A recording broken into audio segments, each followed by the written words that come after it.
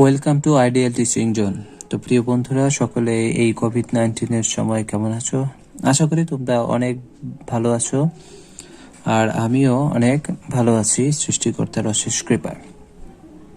তোমাদের সাথে বরাবরের মতোই থাকছি আমি, শঙ্কর হালদার। তো বন্ধুরা, আজকে আমি তোমাদের জন্য নতুন একটি টপিক নিয়ে হাজির হয়েছি।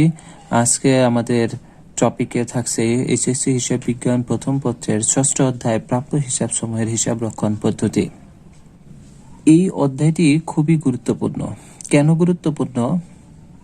তোমরা যারা হিসাব বিজ্ঞানে দুর্বল, অথবা তোমরা বেশি প্র্যাকটিস করো না, অথবা অল্প পড়ে বেশি নম্বর পেতে চাও, তোমাদের জন্য এই অধ্যায়টি খুবই খুবই গুরুত্বপূর্ণ। কেননা অল্প কিছু বিষয় জানলেই এই চ্যাপ্টারে অনায়াসে তোমরা 10-এ 10 পেতে পারো। তাই আশা করি তোমরা এই সুযোগটি সবাই গ্রহণ করবে, কেননা অল্প পড়ে যদি বেশি নাম্বার পাওয়া যায়, আর সেটাই হচ্ছে তোমাদের জন্য খুব কাঙ্ক্ষিত এবং খুব আনন্দের একটা বিষয়।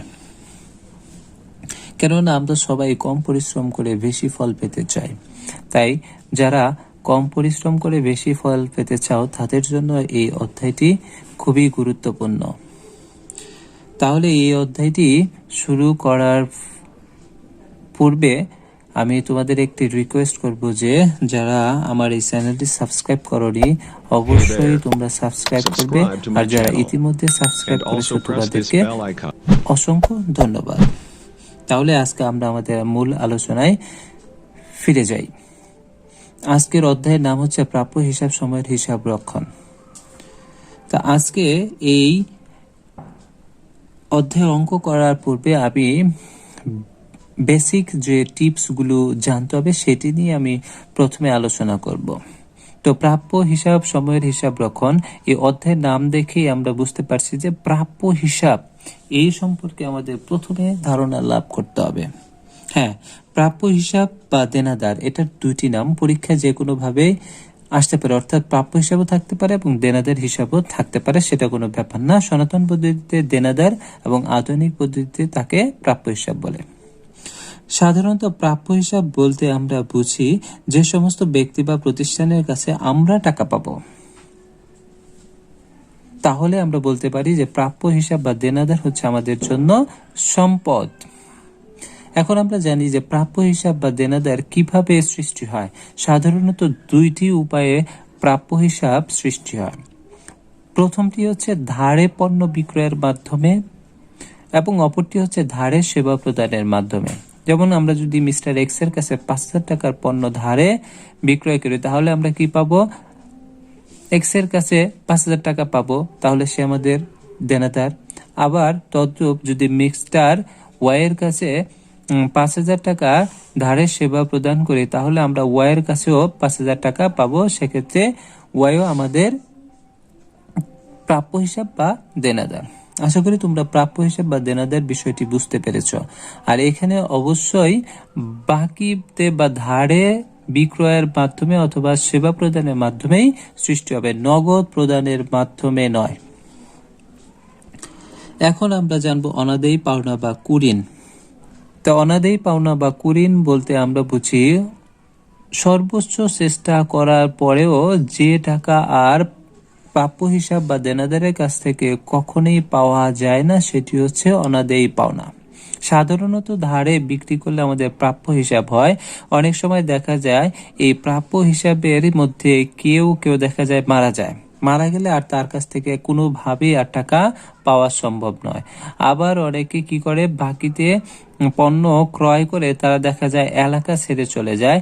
তো তাদের ক্ষেত্রে আমরা আর কোনোদিন টাকা পাবো না, এটাই ধরে নেওয়া হয়। আর এটা হচ্ছে অনাদায়ী পাওনা বা কুঋণ হচ্ছে ব্যবসায়ের জন্য একটি নিশ্চিত ক্ষতি। এটা হচ্ছে ব্যবসায়ের জন্য একটি নিশ্চিত ক্ষতি। তাহলে তো বুঝতে পারলে যে টাকা দেনাদারের কাছ থেকে পাওয়া যাবে না, সেটাকে আমরা কি বলবো? অনাদায়ী পাওনা বা কুঋণ বলবো। এটাকে বলা হয় একটি নিশ্চিত ক্ষতি। আর এই অনাদায়ী পাওনা বা কুঋণ দুই ধরনের হতে পারে, নতুন এবং পুরান। তো নতুন এবং পুরান এটা আমরা অঙ্ক করার সময় বিস্তারিত আলোচনা করব। এখন মূলত এই দুটো জিনিসই আমাদের জেনে রাখলে হবে যে নতুন এবং পুরাতন অনাদায়ী পাওনা বা কুরিন আছে। এরপরে আমরা জানবো যে অনাদায়ী পাওনা সঞ্চিতি বা কুরিন সঞ্চিতি। আমরা জানলাম অনাদায়ী পাওনা বা কুরিন একটি নিশ্চিত ক্ষতি। এখন আমরা জানবো যে অনাদায়ী পাওনা সঞ্চিতি বা কুরিন সঞ্চিতি এটাও এক ধরনের ক্ষতি, তবে এটা নিশ্চিত নয়, অনিশ্চিত। এটা ভবিষ্যতে ক্ষতি হতেও পারে আবার নাও হতে পারে। পূর্ব অভিজ্ঞতার আলোকে দেখা যায় যে মোট দেনাদার হতে নিশ্চিত ক্ষতি অর্থাৎ অনাদায়ী পাওনা বাদ দেওয়ার পরও কখনো আশঙ্কা থাকে যে অবশিষ্ট দেনাদারের ওপর 1% বা 2% পাওয়া নাও যেতে পারে। সেটার জন্য অর্থাৎ ভবিষ্যতের জন্য ক্ষতি যাতে পুষিয়ে নেওয়া যায়, হঠাৎ করে যদি ক্ষতি হয় তাহলে দেখা যায় ব্যবসার অনেক কি হয়, অনেক হুমকির মুখে পড়ে যায়। সেক্ষেত্রে ব্যবসায় পরিচালনা করা অনেক কঠিন হয়ে দাঁড়ায়। তাহলে ভবিষ্যতের এই ক্ষতি যাতে সহজেই পুষিয়ে নেওয়া যায় সেজন্য আমাদের কি করতে হয়, আগে থেকেই প্রফিটের একটা নির্দিষ্ট অংশ দিয়ে একটা ফান্ড ক্রিয়েট করা হয়, আর যাকে বলে অনাদায়ী পাওনা সঞ্চিতি। তাহলে এই অনাদায়ী পাওনা সঞ্চিতি একটা হচ্ছে ভবিষ্যৎ ব্যবস্থা, এটা হচ্ছে অনিশ্চিত ক্ষতি।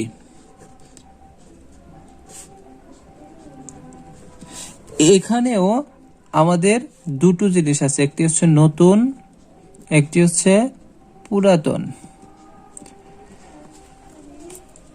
সাধারণত নতুন বা পুরাতন আমরা কিভাবে বুঝবো? অঙ্কে অনেক সময় দেওয়া থাকবে যে অনাদায়ী পাওনা সঞ্চিতি বছরের শুরুর তারিখ দেওয়া থাকতে পারে যে 1/1/2020, যেটা বছরের শুরুতে থাকবে সেটাকে আমরা পুরাতন ধরব। এই অনাদায়ী পাওনা সঞ্চিতিটা সাধারণত আমাদের রেওয়া মিলে দেওয়া থাকে। তো এটা আমাদের নতুন পুরাতন এই দুইটা বিষয় আমাদের মাথায় রাখতে হবে যে অনাদায়ী পাওনা সঞ্চিতি নতুনও হয় পুরাতনও হয়। এখন আমরা জানবো যে লিখিত আর অলিখিত অনাদায়ী পাওনা অনেক সময় দেখা যায় লিখিত থাকে, আবার অনাদায়ী পাওনা অলিখিত থাকে। এখন আমরা এই লিখিত অনাদায়ী পাওনা এবং অলিখিত অনাদায়ী পাওনাটা একটু বুঝে নেই। প্রাপ্য হিসাব। মনে করো আমাদের মোট প্রাপ্য হিসাবের পরিমাণ আছে 41,000 টাকা।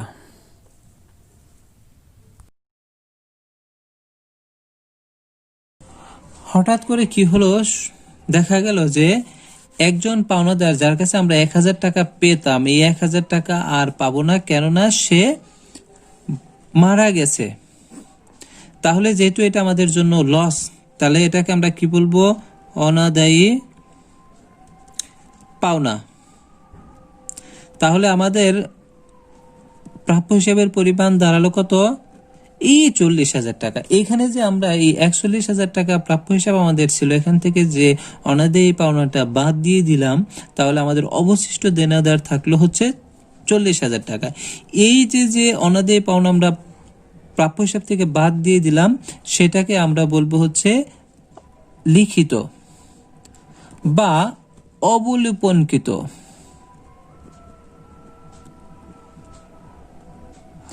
এটার অনেক নাম আছে, লিখিত বা অবলোপনকৃত এইরকম। এরপরে দেখা গেল যে এরপরে আমরা জানতে পারলাম এই 40,000 টাকা যে আমাদের অবশিষ্ট প্রাপ্য হিসাব আছে, এর মধ্যে থেকে আরো একজনের কাছ থেকে আমরা 500 টাকা পাবো না। কিন্তু যখন আমরা জানলাম যে 500 টাকা পাবো না, তাহলে এটাও আমাদের জন্য একটি অনাদায়ী পাওনা। কিন্তু এইটা এখন আমরা এই প্রাপ্য হিসাব থেকে এখনো বাদ দেই নাই। যেহেতু আমরা বাদ দেই নাই, সেটা হচ্ছে আমাদের এটাকে বলা হবে অলিখিত অনাদায়ী পাওনা। আশা করি তোমরা এই লিখিত অনাদায়ী পাওনা বা অলিখিত বা অবলোপনকৃত অনাদায়ী পাওনা এই বিষয়টি পরিষ্কারভাবে বুঝতে পেরেছো। কেননা এই লিখিত এবং অলিখিত এই দুটি বিষয় আমরা অঙ্ক করার সময় পাবো। আমরা যদি না জানি তাহলে আমরা পারবো না। এখন আমরা জানবো যে এই অধ্যায়ে অঙ্কগুলো কিভাবে থাকে, অর্থাৎ আমাদের 10 নম্বরের অঙ্ক থাকবে। এই 10 নম্বরের একটি উদ্দীপক থাকবে, এখান থেকে আমাদের ক খ গ এই 3টি রিকোয়ারমেন্ট থাকবে। এই 3টি রিকোয়ারমেন্টে আমাদের 10 নাম্বার থাকবে। এখন কোন রিকোয়ারমেন্টে কি ধরনের প্রশ্নে আমাদের রিকোয়ারমেন্ট চাবে সেটা আমরা এখন জানবো। প্রথমে কতে এই 3 ধরনের যে কোনো একটা থাকতে পারে, যেমন 1 2 3, এই তিনটাই থাকবে না, যে কোনো একটা থাকবে। আমরা এই বোর্ড প্রশ্নগুলো দেখেছি যে এর মধ্যে থেকে আসে, এর বাইরে তেমন কিছু আসে না। তাহলে ক নাম্বারে আমরা কি দেখতে পাচ্ছি, নতুন অনাদায়ী পাওনা সঞ্চিতির পরিমাণ নির্ণয় করো। আবার আছে 2 নাম্বারে চলতি বছরের অনাদায়ী পাওনার পরিমাণ নির্ণয় করো, এবং 3 নাম্বার আছে নেট আদায়যোগ্য প্রাপ্য হিসাবের পরিমাণ নির্ণয় করো। এই তিনটার যে কোনো একটা তোমাদের থাকতে পারে পরীক্ষায়। এরপর খ নাম্বার সাধারণত থাকে প্রয়োজনীয় জাবেদা দাখিলা দাও, এবং এটাই সাধারণত থাকে। এবং গ নাম্বারে 1 নাম্বার আছে প্রাপ্য হিসাব, অনাদায়ী পাওনা হিসাব, অনাদায়ী পাওনা সঞ্চিতি হিসাব তৈরি করো। এই গ নাম্বারে সাধারণত এই বিষয়টাই থাকে। এবং 2 নাম্বারে যেটা আছে আয় বিবরণী আর্থিক অবস্থা বিবরণীতে অনাদায়ী পাওনার উপস্থাপন দেখাও, এইটা সাধারণত পরীক্ষায় থাকে না। আর ক নাম্বারে সাধারণত এই 1 এবং 2 এর যে কোনো একটা সাধারণত থাকে। এক্সেপশনাল হলে নেট আদায়যোগ্য প্রাপ্য হিসাবের পরিমাণ নির্ণয় করে, এইটা দেওয়া থাকে।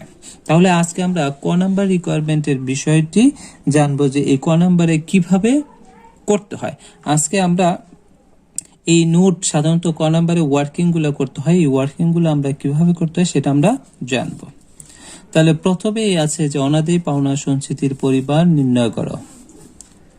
তাহলে অনাদায়ী পাওনা সঞ্চিতি কিভাবে নির্ণয় করতে হয়, প্রথমেই দিতে হবে যে প্রাপ্য হিসাব। আমাদের অঙ্কে প্রাপ্য হিসাব দেওয়া থাকবে, এই প্রাপ্য হিসাব এর সাথে যোগ, যদি আমরা ধারে বিক্রয় করে থাকি এটা যোগ দিতে হবে। এরপরে যোগ দেওয়ার পরে প্রাপ্য হিসাব থেকে যদি আমরা টাকা আদায় করতে পারি সেটা বাদ দিতে হবে, এবং এরপরে অলিখিত অনাদায়ী পাওনা বাদ দিতে হবে। এই অলিখিত অনাদায়ী পাওনা বাদ দেওয়ার পরে যা থাকবে, আমাদের প্রশ্নে বলা থাকবে যে কত পার্সেন্ট আমাদের অনাদায়ী পাওনা সঞ্চিতি ধরতে হবে।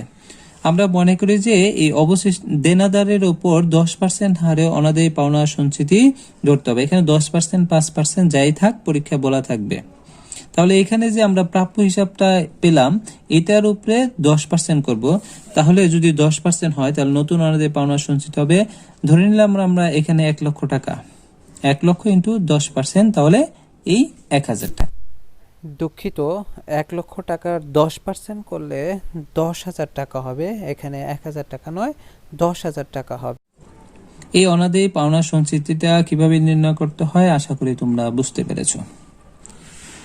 এরপরে চলতি বছরের অনাদায়ী পাওনার পরিমাণ নির্ণয় করে। এখন চলতি বছর অনাদায়ী পাওনা কিভাবে নির্ণয় করতে হয় সেটা আমরা দেখব। তাহলে এখন আমরা জানবো চলতি বছরের অনাদায়ী পাওনা খরচের পরিমাণ কিভাবে নির্ণয় করতে হয়। প্রথমেই লিখিত অথবা হিসাবভুক্ত অথবা অলোপনকৃত অনাদায়ী পাওনা আমাদের বসাতে হবে। এখানে দেখতে পাচ্ছ লিখিত অথবা হিসাবভুক্ত অথবা অবলোপনকৃত, পরীক্ষায় যেভাবে থাক সেটা প্রথমে বসাতে হবে। এরপরে এর সাথে যোগ দিতে হবে অলিখিত বা নতুন অনাদায়ী পাওনা। এ যোগ দেওয়ার পরে আবার যোগ দিতে হবে নতুন অনাদায়ী পাওনা সঞ্চিতি, যেটা আমরা এর আগে প্রথমেই দেখলাম কিভাবে অনাদায়ী পাওনা সঞ্চিতি নির্ণয় করতে হয়, সেখানে বের করে এখানে বসাতে হবে। এটা যোগ দেওয়ার পরে দিতে হবে, বাদ দিতে হবে পুরাতন অনাদায়ী পাওনা সঞ্চিতি। এই পুরাতন অনাদায়ী পাওনা সঞ্চিতি বাদ দিলে যে ফিগারটা হবে সেটাই হবে চলতি বছরের অনাদায়ী পাওনা খরচ। এখানে আমাদের রিকোয়ারমেন্টে যদি নতুন অনাদায়ী পাওনা সঞ্চিতি নাও চায়, তাহলে আমাদের এই অনাদায়ী পাওনা খরচ নির্ণয় করার জন্য আমাদের অবশ্যই এই নতুন অনাদায়ী পাওনা সঞ্চিতিটা বের করতে হবে। এটা মনে রাখতে হবে যে আমাদের যদি নতুন অনাদায়ী পাওনা সঞ্চিতি বের করতে নাও পারে বলে, অনাদায়ী পাওনা খরচ নির্ণয়ের জন্য এটা অবশ্যই করতে হবে। তাহলে বুঝতে পারলে যে কিভাবে আমরা চলতি বছর অনাদায়ী পাওনা খরচ নির্ণয় করব। এরপরে যে আরেকটি আমাদের এই 3 নম্বরে ক নম্বর রিকোয়ারমেন্টে 3 নম্বরে থাকে নিট আদায়যোগ্য প্রাপ্য হিসাবের পরিমাণ নির্ণয় করো। এটা এখন কিভাবে নির্ণয় করতে হবে সেটা আমরা এখন জানবো।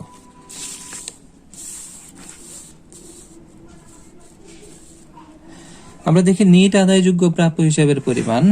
প্রথমেই যে প্রাপ্য হিসাবটা থাকবে সেটা তুলবো, এর সাথে যোগ দেব ধারে বিক্রয়, এরপরে বাদ দিব হচ্ছে প্রাপ্য হিসাব হতে আদায়, এরপরে বাদ দিব নতুন অলিখিত অনাদায়ী পাওনা, এরপরে বাদ দিব নতুন অনাদায়ী পাওনা সঞ্চিতি। এই নতুন অনাদায়ী পাওনা সঞ্চিতি বাদ দেওয়ার পর আমাদের যেটা থাকবে সেটাই হবে আমাদের নিট প্রাপ্য, অর্থাৎ নিট আদায়যোগ্য প্রাপ্য হিসাব। মূলত এগুলি ছিল আজকের ক্লাসের আলোচনার বিষয়। আশা করি তোমরা বুঝতে পেরেছো, আর যদি বুঝতে না পারো অবশ্যই আমাকে কমেন্ট করে জানিয়ে দেবে। আজকের ক্লাসে আমরা শুধুমাত্র ক নাম্বার রিকোয়ারমেন্টের বিষয়গুলো নিয়ে আলোচনা করলাম। পরবর্তী ক্লাসে আমরা খ নাম্বারের যে প্রয়োজনীয় জাবেদা দাখিলা দাও, এই জাবেদাগুলো নিয়ে আলোচনা করব এবং জাবেদাগুলো নিয়ে আলোচনা করার পর আমরা ছোট একটি সমস্যার সমাধান করলে তোমরা সব বুঝতে পারবে। এখন হয়তোবা একটু কঠিন মনে হতে পারে, আসলে কঠিন না। আমরা সমস্যা সমাধান করলে তোমরা দেখবে ইজিলি বুঝতে পারবে। তো আজকের মতো এ পর্যন্তই। সবাই সুস্থ থাকবে, ভালো থাকবে। ধন্যবাদ।